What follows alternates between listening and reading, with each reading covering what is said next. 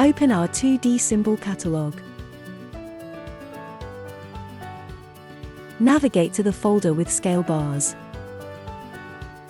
A double-click on the folder icon opens the directory.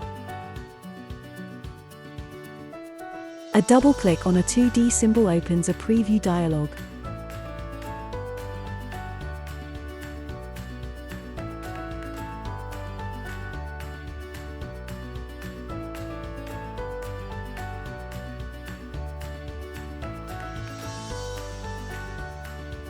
If your 2D symbol is depending on a specific scale, check the scale in your view properties.